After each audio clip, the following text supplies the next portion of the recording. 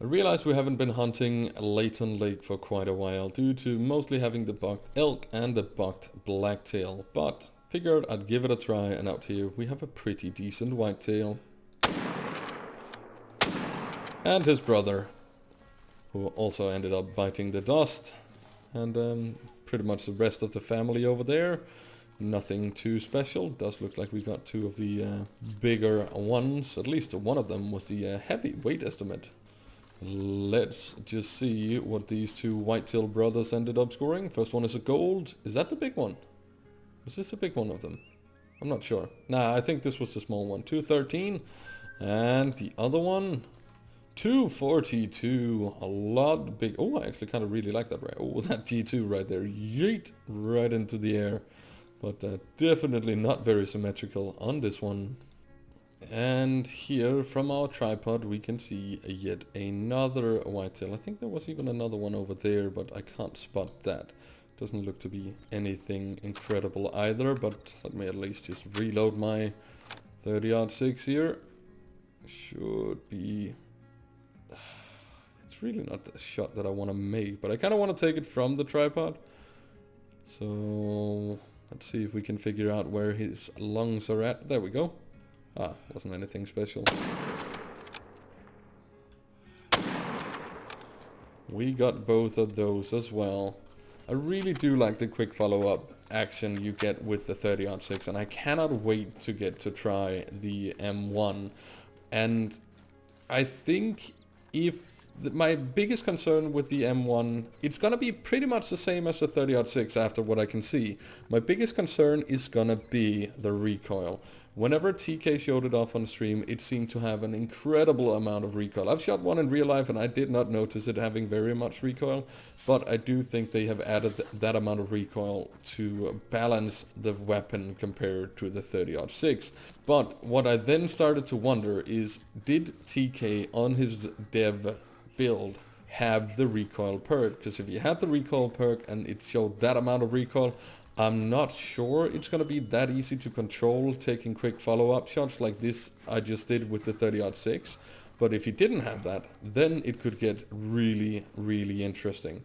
Just a silver out of the big one of these. Oh, that's looking all kinds of weird. And what about this guy? And another small silver. But yeah, that's going to be the thing that I'm looking forward to the most with the M1 at least. And out there we have a nice little blacktail. Unfortunately, it is the small score estimate, small weight estimate, and a terrible shot. That one turned out to be a lot better. It's probably even not even gonna be a gold, I would imagine, but it was the biggest one here, and it does seem to be quite rare to even find level 4 blacktails these days, so might as well just pick it up now that we're here. And with the weapon pack 4 coming out on Thursday, today, Tuesday, is actually gonna be a live stream on Expansive Worlds channels, where I'm gonna be joining Tree Kiwi to test out the weapon pack 4. I'm really looking forward to this, and I cannot wait to get my hands on the M1, and definitely I want to test out the muzzle loader as well. This is all gonna happen at 6 PM Central European time, so if you're watching this video like within the first 3 hours of it being released, there is a good chance we're live on Expansive Worlds or my own Twitch stream. Come check us out. First one was indeed a flesh wound, and the second one turned out to be a liver right lung shot. Not too bad. Also quite funky looking rack right here. The main beams just seem to be going all kinds of different directions. Pretty happy with that guy. That right there is a pretty big level 4 elk. Does look to have a pretty decent rack on that thing. It is a 500 kilo weight estimate, so they don't come any bigger than this. See if we can get a cheeky long liver shot, or just a single long shot on this second one, just to at least make sure that he is gonna go down with the full harvest check bonus. As far as I know, it is currently impossible for the elk to actually even make diamonds due to some true rack score issues, but we can still get some that looks pretty decent. So let's just see how big this guy is gonna be. That's just a silver.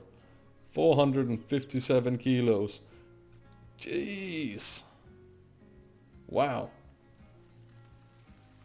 Didn't even hit the lung on the second one, but we did get the left lung, liver, stomach shot on the first one.